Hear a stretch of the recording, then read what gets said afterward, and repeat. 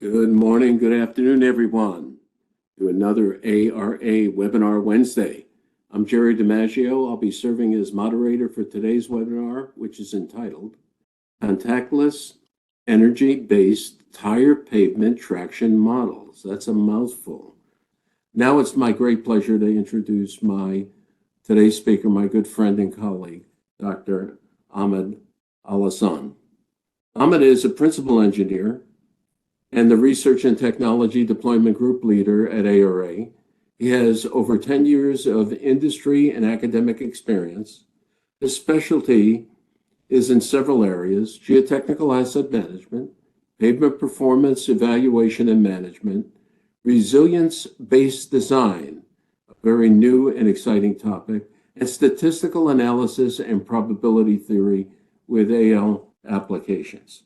Ahmed has led numerous projects, and he's authored approximately 70 technical papers, webinars, and research reports on a wide range of topical areas. Ahmed, please present.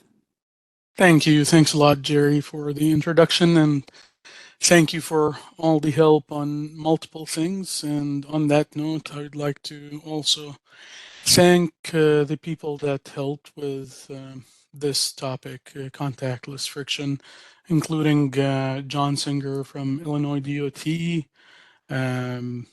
also a lot of people. I had discussions with Brian Schlippy, retired from Ohio DOT, the people that collected data, Jacob Bennett from ARA, Kim, also from ARA, and last but not least, Brian Moon, who helped with a lot of the analysis and putting things together on this analysis. So I'll start with a little bit of a background on the topic in general, related to tire pavement, traction, and one thing that you will see me using in this presentation is changing and switching between traction and friction and skid. I will try to explain the slight differences between these, but traction is the more generic term, even though I'm still using the words friction in the outline for a good reason, because people are used to using that terminology, and it's a standard term. It's not wrong, but traction is the more general term. So first of all, why do we really care about tire pavement traction? Beyond the obvious reasons, pavements in general are not very slick. This is how we would love to think about them, that they can hold resistance, but in many occasions, in rainy seasons and a lot of other occasions, you may have some slippery surfaces. And the tire pavement traction, which is, it can be used also as friction or skid resistance, has a significant impact on traffic safety. And that has been proven over the years from several studies. And in the basically trying to follow the safe system approach, there are multiple elements that go into that from Federal Highway Administration, and part of that is the safe roads, providing safe roads and pavements. So crash and traffic safety is impacted by multiple components, and safe roads is one of them. So our goal is to avoid low traction, which is one of the variables that increase the number of roadway departure crashes and intersection crashes. And these account for 75% of traffic fatalities. So friction or low traction on curves can lead to significant losses. And to be able to handle these and provide better roads or safer roads, we would love to think that we can provide enough friction supply to the demand that these vehicles have. So a vehicle would have a friction demand, which is basically the required friction or traction level that can allow the vehicle to maneuver safely, and not only the roadway departure crashes, but also have enough forces to provide fast breakage. So to identify the areas with low traction that needs some improvements, characterizing the friction or the pavement characteristics, the surface pavement, and measuring these are critical, because if you don't measure it, you can't manage it. And these characteristics can include multiple components such as surface texture and then friction or skid measurements. And we'll talk about these different things in a second here. So let's start with the friction measurements. There are multiple devices out there, and I will not be including all the devices. Unfortunately, a lot of good devices. In here on the screen, you can see to the left, there is one of the old devices, the British pendulum. It's a simple device. It measures the skid resulting from there's a rubber, basically bar down there or up there in that arm, and then you will have that pavement surface or a sample in this case. And then the device measures the loss in energy due to friction, yielding a slightly lower elevation of that pendulum when it finishes that skid. And then from that, you can back calculate the frictional forces. Another stationary device, the dynamic friction tester.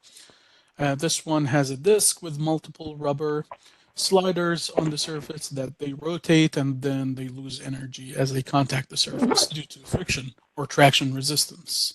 In here, you can see the locked wheel skid trailer. You have the truck and then a tire and water system that is in the back. And from that, you can also measure the traction or the friction and skid resistance is the proper terminology for this device that comes from basically dragging the tire on the surface.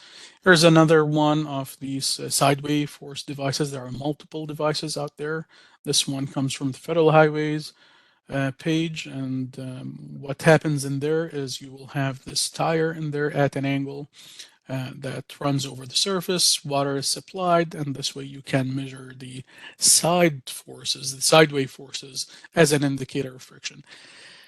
One thing, the conclusion out of these devices is not to be exhaustive, but to say that there are different mechanisms to measure friction and they yield different numbers.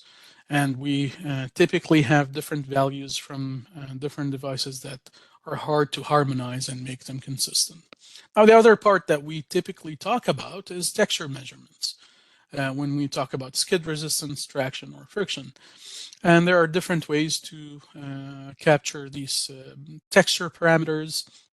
And I will not go into all the devices, but we will talk a lot about texture during this presentation. So to the left here, you have the high-speed texture scanner and profiler. It's a point laser, and it can produce noise in some pavement surfaces, or a lot of noise, actually. There are some new advancements with line lasers, but I'm not going to discuss the differences in here between the different systems. What I will focus on is if we have the proper texture measurement, how can we use that? And that can be acquired, we know, or at least I believe we can acquire it with very high accuracy using a stationary device. And here's the one of the stationary devices that collects a spot or a square, basically a rectangle, I'm sorry, of data. And we'll see some examples from that using lasers, and it provides very accurate numbers. The next thing is asking what is friction. So one of the things that I asked myself about, I don't know, maybe almost 10 years now is we always talk about friction, measuring that, but how does that happen? What is the fundamental model or description of friction? First of all, we need to pause a little bit and go back because this is important. Friction is not an intrinsic property. So you cannot really ask the question, what is the friction of a pavement surface? You can ask the question is, what is the frictional forces or what are the frictional forces developing between a tire and the pavement surface? So this is the proper way to use that terminology. Traction includes the dynamics of that tire, the water film basically between the pavement surface and the tire. So that's the more general sense of traction. Now, given that, that is one of the reasons that we have different answers from different devices, because again, it's an interaction between two mediums. And the most fundamental definition is there is the force that resists relative motion between two particles, bodies, or mediums. So it could be also between particles or medium of materials, and that goes to the geotechnical practice. I don't want to jump into geotech, the other side of my brain, but it is building on these concepts. Now, what we have thought about for years, and this is a good description, that we have two components that lead to the frictional forces, the total frictional forces. So this is a dry condition. We're not talking about the water film impact. We have the hysteresis component, which is like the pavement surface or a rough surface can lead to deformations in that rubber element and losses in energy. And then there's the adhesion component, where you will have some kind of stickiness between the surface and the tire, and that also leads to loss in energy. Now, in many cases, the adhesion, you don't really observe that when you have contamination between the rubber and the surface, because these are chemical bonds. But the hysteresis is the more predominant. Now, our understanding at a point, and so far, actually, a lot of people still accept that understanding, that it's the micro level, or the asperities at the very small level here at the surface, is what leads to that stickiness, because it leads to that chemical bond. The hysteresis, the more larger, I would say, long wave features, lead to that energy dissipation due to the movements in the rubber or the deformation. Here's another representation of that, but with a more recent friction model, and we'll talk in a second about friction models. This is the Pearson friction model, where the assumption here that you had the hard surface, could be the pavement, and the rubber, and then you have the same understanding. This model comes from physical chemistry, but still it follows the same logic in general. But the focus in there was, how do we estimate or find the exact values of that loss? So friction models, since I mentioned that, observing a physical phenomena is one thing, and describing it through mathematical models is a different thing. So physical models, or friction models, are the models describing how things evolve at the fundamental level. Similar to this one that we just talked about, the energy dissipation and all of that, we have very minimal models that can be generalized um, in the industry. We have some good representation. So representation is also different than the actual physical explanation. And representation is, we have typically a coefficient for that roughness in there, and we refer to it as the internal angle of friction. In the geotechnical practice and other areas, it's simply the friction angle between the two surfaces.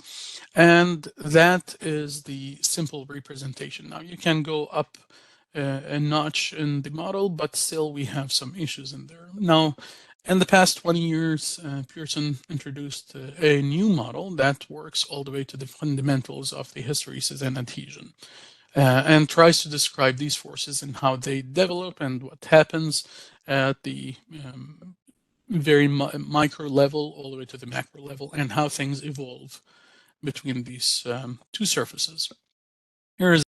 This is a busy slide, and you will see a bunch of busy slides today. So this is the more, I would say, detailed model describing the how friction evolves. And in essence, if you look at it, what this model is trying to do is a contact model. It's trying to describe the contact area between a rubber and a rough surface that deforms. And in here, it captures the long wave features, the macro texture, and the micro texture in there, all the way to the smallest detail. The equations can be pretty lengthy and time consuming to solve, and we will talk about that aspect in a second. So with that in mind, I would say that there is a new view, not totally different. It follows that same basic assumption of adhesion and hysteresis, but it's slightly different in the sense that we don't have as clear distinction between the micro and macro, even though it's very close to that, but that boundary is a little bit more vague. So this plot to the left comes from one of the Pyrarch sources, and it talks about the different wavelengths, and this has been accepted for years now in our practice. But this boundary, I would say, is a little bit too sharp. So there is a range down there that has an impact, where you start seeing more adhesion from here, and then an overlap between adhesion and hysteresis component. Um, So this is basically what we're trying to propose here. Now here on the screen, we have one of the scans that we got from the pavement surfaces and the power spectral density corresponding to it. And we'll talk about that and how it's used in the friction model. So in here, this plot to the left is a bunch of laser points, laser measurements representing the surface. And these are what I call the basic texture measurement. It doesn't give you a number, it gives you a surface. And then the way you characterize that, you can call it the texture characterization or texture parameters. We have looked at mean profile depth for years in the civil engineering and pavements engineering industry. And power spectral density, we have looked at that for other purposes, but it is a useful characteristic in the Pearson model. After this introduction, it's not very brief, it's thorough, but important. Why contactless friction? So as I mentioned before, the different devices can give you different responses depending on the conditions. So we may have inconsistent measurements in some scenarios. It's not the easiest way to collect friction, dragging a tire on the pavement surface. It's not bad. I'm not saying it's a bad practice by any extent, but it can give you a little bit of different answers in different occasions. And in some areas where you don't have the ability to go at the required speed to perform the test, it could be challenging. You have curves sometimes that we face challenges with, and the water supply, because we need water while dragging the tire on the pavement surface. So that's also another challenge in there sometimes.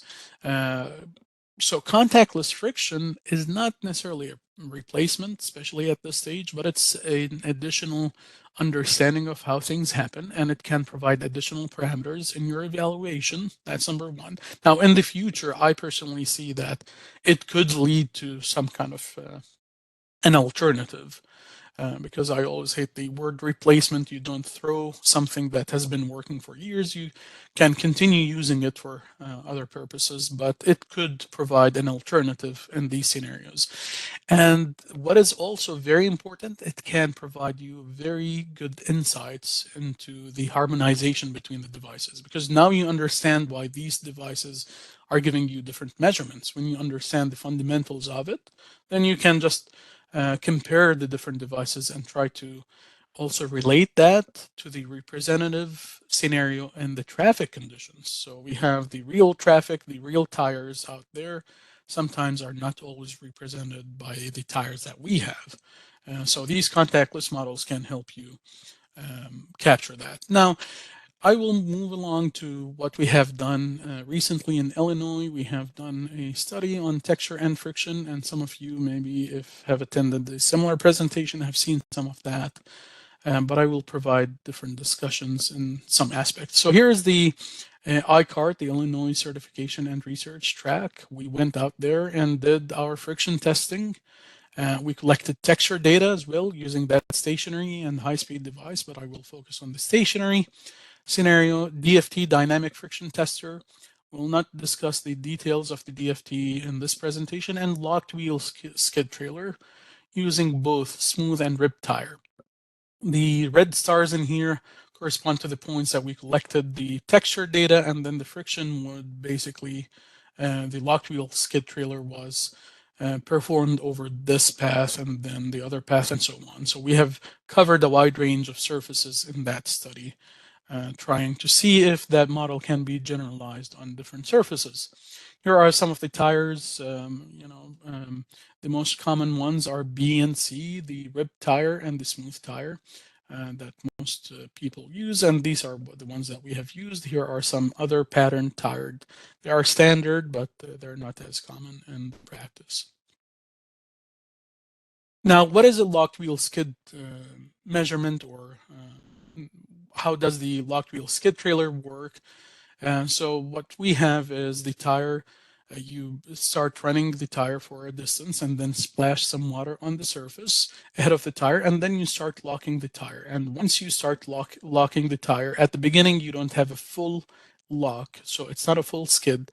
But as that lock increases, the skid resistance goes up, and then it drops back when you have a full lock, and then it flattens in some sense. You will have some variability in there. The skid number, the average skid number typically reported is the average of that flat zone, and now we provide some delay in some occasions. But there is also the peak. The peak, some people are starting to look at it. It can provide different insights into the interaction between the tire and the pavement surface. Now, the texture data on the other side, here are some more of these nice images that you can get from 3D point clouds. These are already corrected in the system. And as I mentioned before, you have points, laser points at each you know, at a very narrow distance, you can reach the micro level in there, and then you have multiple lines scanned, stacked together, yielding that nice 3D surface that you can look at details. Now, the size of that window that the device scanned, as you can see, is very small. It's about 100 millimeters by, I think it's 70 millimeters. So that rectangle is small. However, it gives you a lot of details. So our assumption in here that let's start seeing how can we relate from this to our locked wheel data. And then the advancements in texture measurements are coming in the near future, I believe. And we can improve the models for high-speed data collection. So now, once we collect that texture data, I went back when I was, let's say, I don't know, 7 years ago. I did some research in Iowa when I was at Iowa State University, where we solved this equation for these texture models with British pendulum. I don't need to explain, the numerical aspects of this. There's almost no way to yield a closed form solution out of this, so you have to do numerical integration and all of that. But one nice characteristic of this equation that you have this CQ, and C in here is the power spectral density. So power spectral densities come from what we call the Fourier transforms. So a Fourier transform, I will show you in a second, a kind of an animation. What it does, it's representing that data in the spatial domain into what is called the frequency domain. And then in that frequency domain, solving these equations, believe it or not, this is a long equation, but it's easier than solving it in the regular spatial domain. Sometimes it's even not feasible to solve it in the spatial domain. It's feasible to solve it in the frequency domain. And this allows us to simplify the equations. If people work with viscoelasticity, they know that fact when it comes to Fourier transform. So here's a demo or of what a Fourier transform is. Took that from Wikipedia. It was a nice demo. So let me go back. You have a function in here, let's say any mathematical function. The assumption that Fourier came up with that you can represent that by adding up a bunch of sinusoidal waves into this equation. And in reality, you have to have infinite number of sinusoids now or sinusoids. And now if you open these sinusoids and each one corresponds to a frequency band and the wavelength and amplitude, you can represent the same function in there in the frequency domain. And each peak in here corresponds to the amplitude of that wave at a given frequency. So this is in a nutshell the general idea of Fourier transforms. It's a different representation of the same information in a frequency domain. Now, more recently, people have came up with other approaches called wavelets. And the reason for that, let me go back a second here. The reason for that representation, in here we need infinite number of sinusoids. That's number one. And number two, the only thing that we know that there is a wave, you add up infinite waves as well. So the wave is assumed to go from negative infinity to positive infinity, even in the spatial domain, and that corresponds to one wave. So the question came, okay, if I am trying to detect a peak and see which frequency it corresponds to, then I cannot do that in the Fourier transform. What I can do is a wavelet analysis. So in wavelet analysis, you have a wave packet instead of one long wave. And that wave packet will have actually frequency band. It contains a very limited number of frequencies. You pass that over your mathematical equation, or profile or any signal. And this is called the projection process. And you project that into these basically amplitude lines. So this line or these lines in here stacked together correspond to the magnitude of that wave, or how much of that wave do you see given its different stretch in here. So the stretch corresponds to different scale factors. And the larger that scale factor, it means that it corresponds to a wider wave, which has a longer wavelength. So you build these and stack them over each other, and you end up with a bunch of profiles. Now, the benefit of that, again, you can see like at that location, let's say at 0, you know that this wave contains a frequency content at the higher scale factor. And here, for example, we know that at this location, at the -3, which is up here, you have high frequency features. And then when you go further along, closer to 0 in here, we have longer wave frequency features showing up at that distance. So that is in a nutshell wavelet transform. Now, wavelet transforms are related to Fourier transforms. It's a more compact way to do things. And they relate also, they have what is called the wavelet's energy, which relates to the power spectral density. Power spectral density appeared in the Pearson model. But again, solving the equation with details can be a very tedious process. So the idea came that maybe we can have a more compact representation of that power spectral density using energies. So in here you have that, again, a scan from one of the surfaces. You pass along the wavelet packet over that, and then you see here is a low frequency, the one in green to the right, is a low frequency amplitude. So we're passing a very narrow wave pulse through this profile, and we're trying to detect where are these sharp features showing up. And as you can see, there's a drop, for example, in here, and an abrupt change. It's giving us a high amplitude. And then similar here at 5,000, if you can follow my cursor, we have another sharp drop. You can see that feature appearing here. Now, if you add up the projection of this plus the approximation in here down there, these two, if you can follow my cursor, the first one in the top right corner and the second profile below the first one in the left corner. The summation of these two will give you back the original profile. Now, this is what is called the approximation profile now, and this is the detailed. Now, this one can be decomposed again, but with a wider wave. So we send a wider pulse through the signal. That's mathematical representation. You imagine that it goes there, and then you capture the features with a wider range, or wider, I'm sorry, waveband and lower frequencies, and you start extracting more features. Now, this feature in here with this profile is the summation of them gives you this again. So this is decomposed into this detailed coefficient profile and this approximation. Summation of these two gives you that. The summation of these two gives you the original profile, and so on. You keep doing that, and you keep extracting the features corresponding to certain wave bands that you're interested in, or wavelengths. And from that, you can get the energies. Now, let's jump into the texture friction model. So instead of going back and solving the detailed equation, because that was also had a lot of assumptions of dry conditions, we only had a block of rubber, but now we are interested in the tires. So our idea was, can we build an empirical model, but based on this solid theory? So we have the theory, but it's a simplified representation. So we started plotting friction or skid numbers versus texture features or texture parameters. Now, the first thing that we did, we went back to the mean profile depth, because this is the standard way to do texture evaluation, texture representation.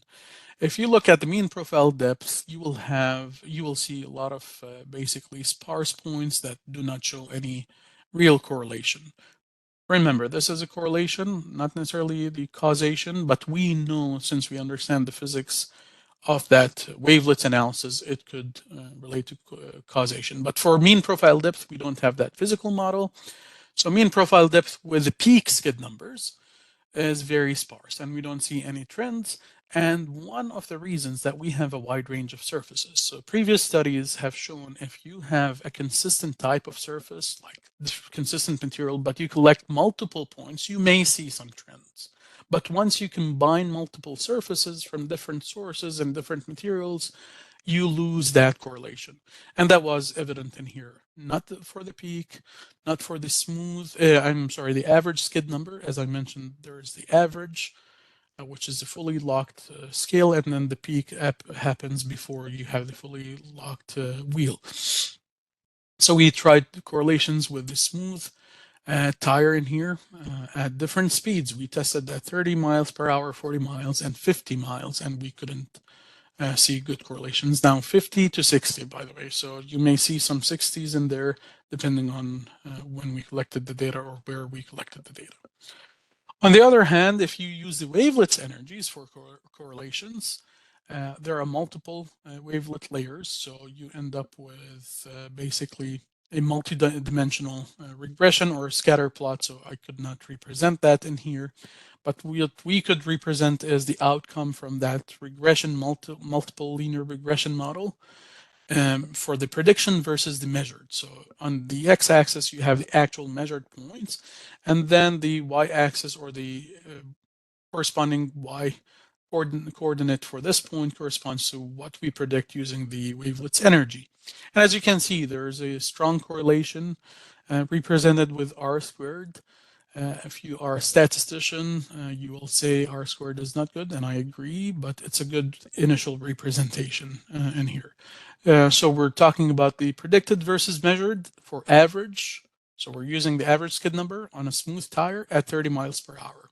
Same thing in here, but this one is for the peak. So the average to the left, the peak to the right, and you can see that there's a very strong correlation compared to the previous models. And that variation in here, well, we believe that is due to, we're not sure where exactly we are measuring a very small point compared to a stretch of locked wheel measurement. So there will be some variation in here. However, it doesn't mean that this model is always going to be 100% valid. It may need some improvements and calibrations. Now going to the red tire, you can see same observations with mean profile depth. We couldn't find strong correlations in there. Not with the average, not with the peak, and at different speeds.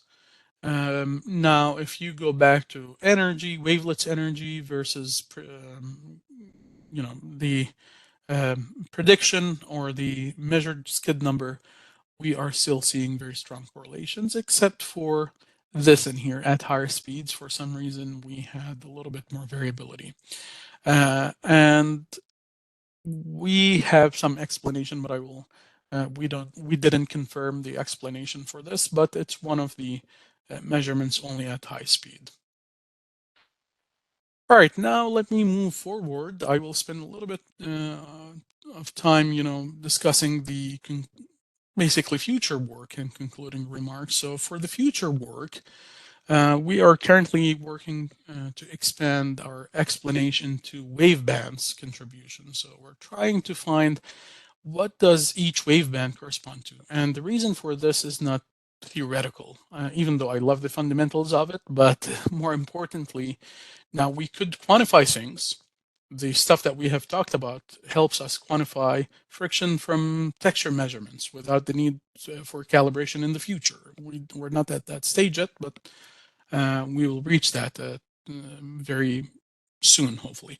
It will help you understand the harmonization, how different friction devices work and how they add up eventually and harmonize. But also we wanted to get the answer of what sizes of these aggregators is going to impact performance, or is going to impact the traction, the friction, the skid number, depending on the device that you use.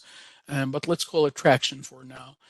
So we are doing some analysis and we're seeing some strong trends relating basically the coefficients. And then here, it's not a simple regression coefficient, by the way. We have been building some kind of an expansion similar to a Taylor series type of expansion to get the coefficients instead of just simple random empirical regression.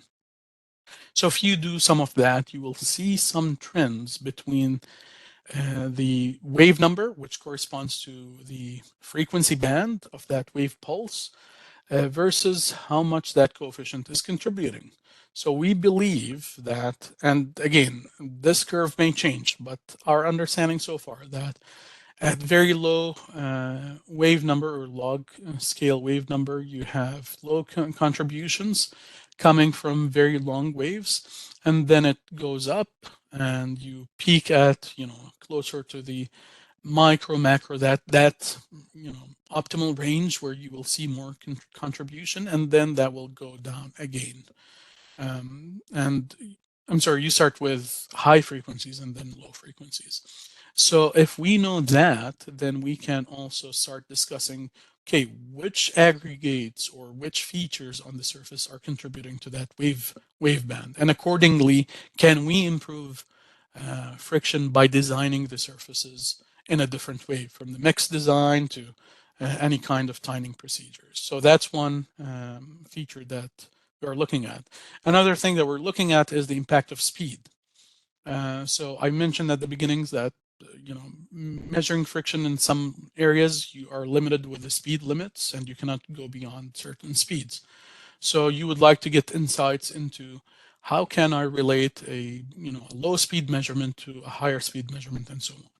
Now, the interesting thing that we have so far, and there is a lot of work to be done in here, but we believe that this curve, the general trend, again, it's not an exact curve. This is just a sketch that I've drawn, but it follows if you remember the peak from the locked wheel, where you have a partial lock, it goes up and then it drops, because this corresponds to the skid speed or the slip speed.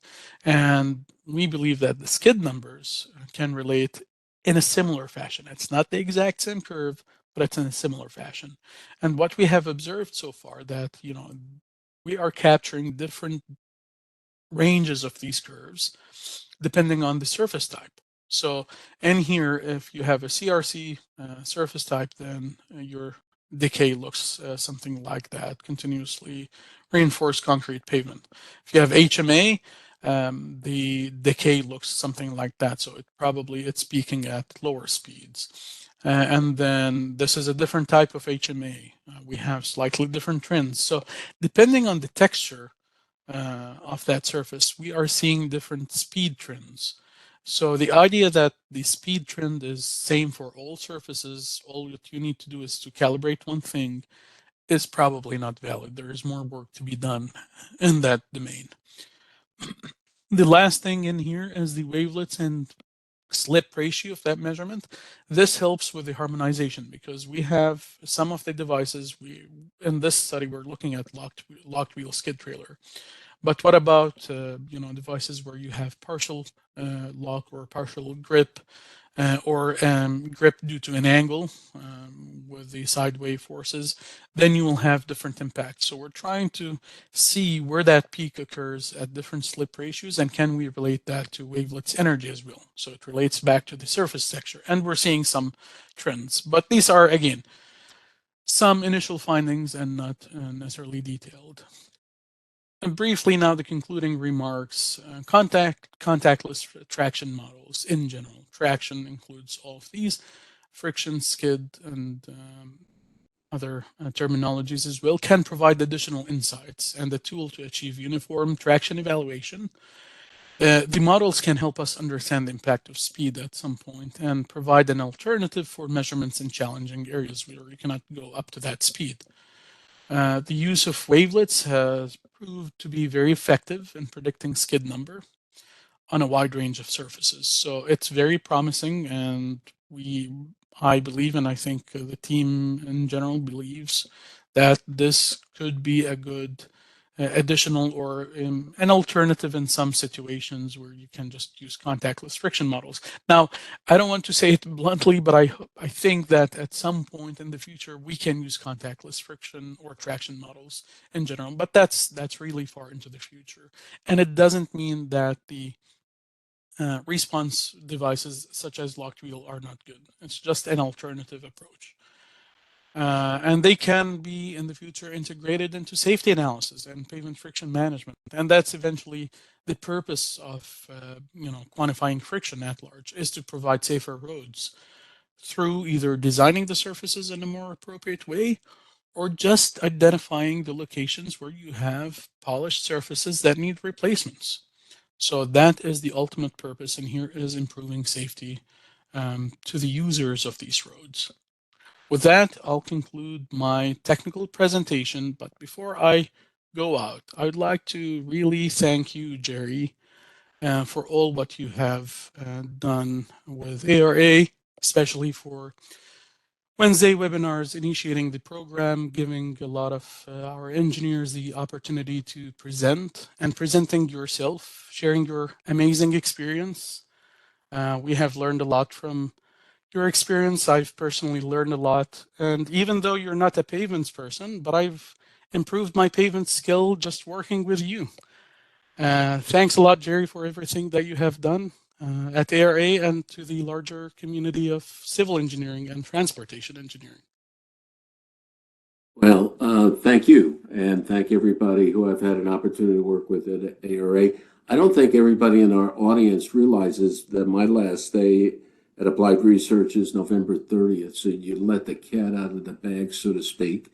But thank you, Ahmad. That presentation was terrific. I can't imagine a general scientist or engineer in their wildest dreams imagining the degree of complexity and sophistication that one could apply to such sufficiently a simple topic. So you did a fantastic job. We have received a number of questions. If you haven't had an opportunity already to ask ask your question, please remember, go to the chat box, send your question to all the panelists, and Ahmed will do his very best to address as many of those in the remaining time. So I'd like to say a little bit about up and coming webinars. We hope you enjoyed today's presentation. You continue to join ARA for future presentations. By the way, I should mention here, I'm leaving, but the program continues.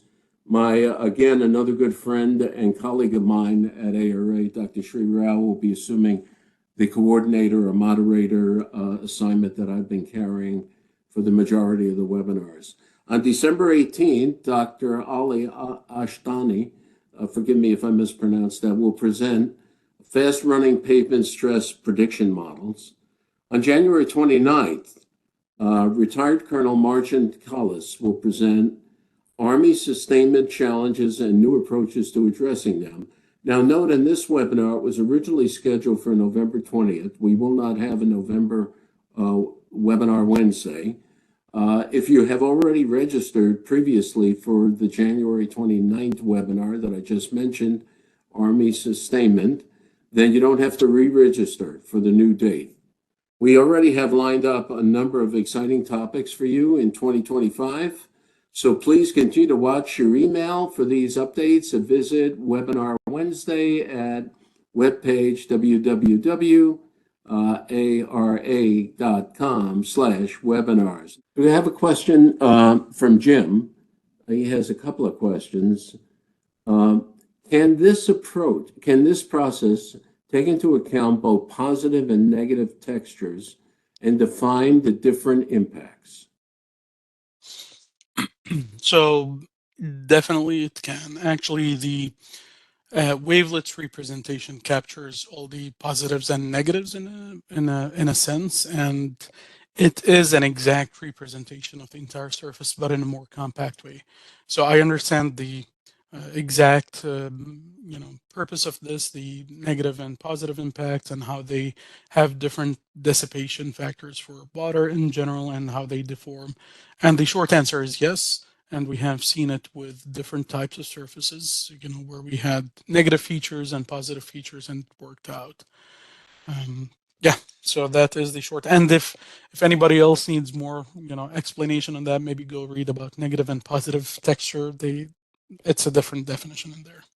Sure, and we do have a large number of questions. So let me remind you, Ahmed, like all of our presenters, has been gracious enough that if we don't get time to address your question, or should you think of a question on today's topic, then please note his email address and send him an email. He'll do his very best to get back to you, but limit your questions to the next 24 hours. So next question, can we back out the data and determine what the best textures are, balance of texture and skid number? Yes, and that is the purpose of that slide when I talked about the contribution of different features. That's exactly our purpose, is to identify which texture types worked out very well and which materials correspond, or mixtures typically correspond to these optimal. It's not necessarily optimal, but yeah, provides high texture and high skid number. Okay, next question.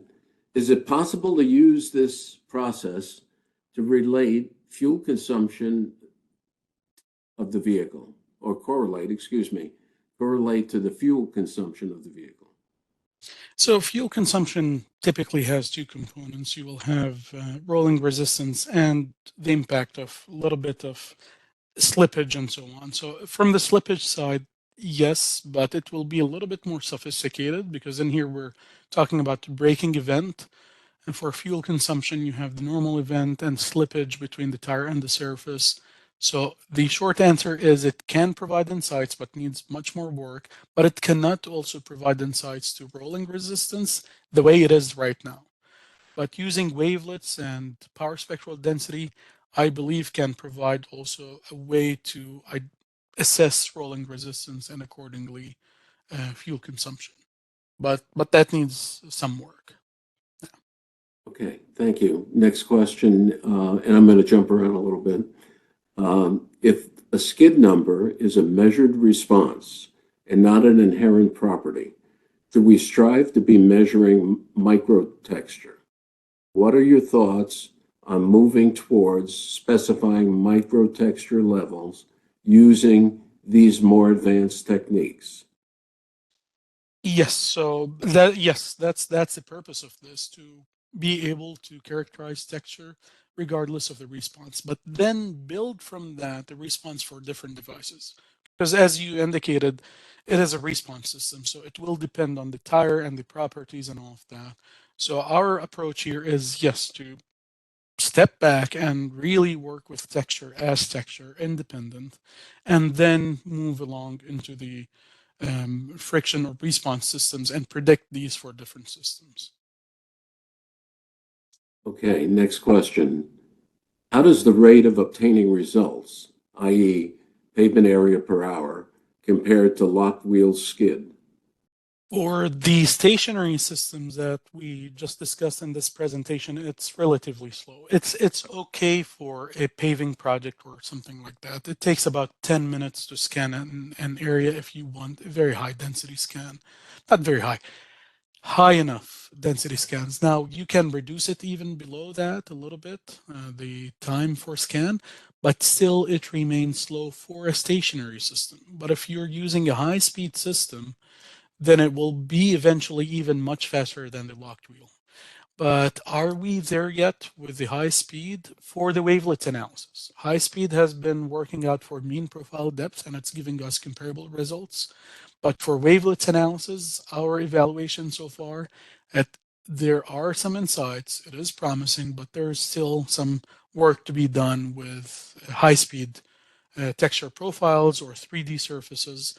So if you have the high speed, and I'm confident that we will have the technology in the future, it will be much faster than the locked wheel. Currently, it's slow. It's good for a specific project and investigation for one curve, maybe where you cannot really collect data otherwise or another way. But yeah, it's still in that slow stage.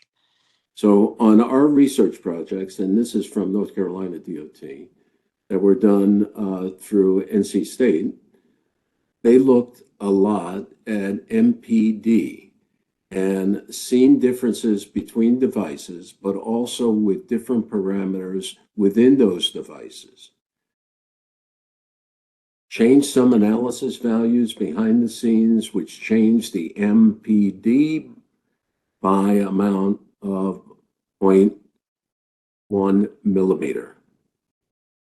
Now, some of these may be, I apologize, it's a bit long. Some of these may be due to how it deals with spikes. Now the question, would you expect the wavelet analysis less or more sensitive to different scanning devices, software analysis values, or data errors, i.e. spikes, than MPT?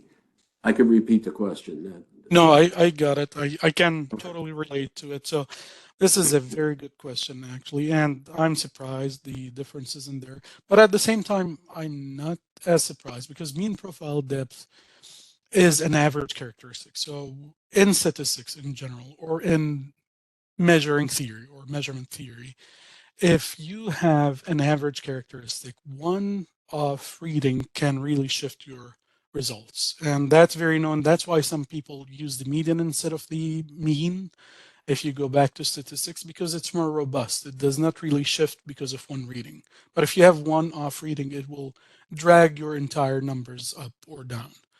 And in here, we have used the built-in spike removal system. Now, I'm giving a little bit longer answer, but wavelet analysis can actually be used to detect outliers. If you know that range that you would like to smooth for, then you can smooth for that. Now, at this stage, we did not discuss the smoothing process using wavelets.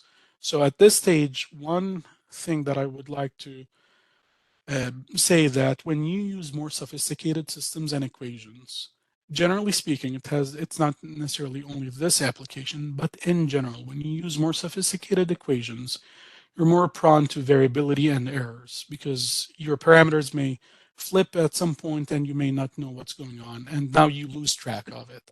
Mean profile depth, you can track it back actually. You see, oh, there's an outlier, and you correct for it. But now the correction process with mean profile depth is ad hoc. You don't really have a very scientific consistent process sometimes. We do have some standards and all of that, but it could be a little bit subjective in there. But for the wavelet analysis, if it's appropriate, it can actually be used for filtering at the beginning and then moving along into the analysis and characterization. So you can filter your data using wavelets, and this is where wavelets actually came into existence in signal processing theory to really filter signals in localized locations. And then from that, you can also represent data in a compact way. So this is a long answer. The short answer is yes, but if we are at this stage and you're just downloading a package of wavelets and using it, it may be more sophisticated for interpretation and you may lose track with it. But the answer is definitely it's going actually to be a good smoother and alternative to the simple smoothing procedures that we have. Question. Can you elaborate on the differences observed in results from transverse compared to longitudinal tining in concrete pavements? So I don't have that data available right now.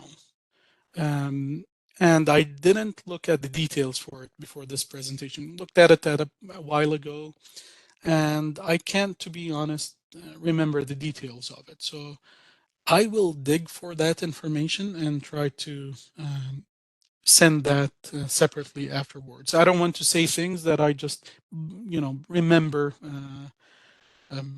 vividly. I would like to go back and have more accurate answer into this question. Okay, I think that's fair. And again, we have everybody's email address. So if you have follow-up questions to what the responses provided by Ahmad, that's also considered acceptable. All webinar participants who have joined for the entire hour will receive a PDH certificate and a PDF copy of today's presentation. Please allow us typically 3 weeks, maybe a little bit less, maybe a little bit more to receive your certificate. And feel free to contact us at the address that you see on slide 38 should you have any questions. Like everybody on the planet, but we're better than everybody on the planet, ARA is hiring. And our motto, you see, discover your passion, but I love our motto of science and engineering for fun and profit. If you're interested in employment opportunities with ARA Transportation and Infrastructure offices, please send a brief resume and your contact information to the address that you see here. I want to remind everybody, we're a company of about 2,300, 2,400 people, and we are a 100% employee-owned company. That's pretty unusual in today's environment. So I want to thank you all. God bless you all. Have a blessed day, and thank you all again.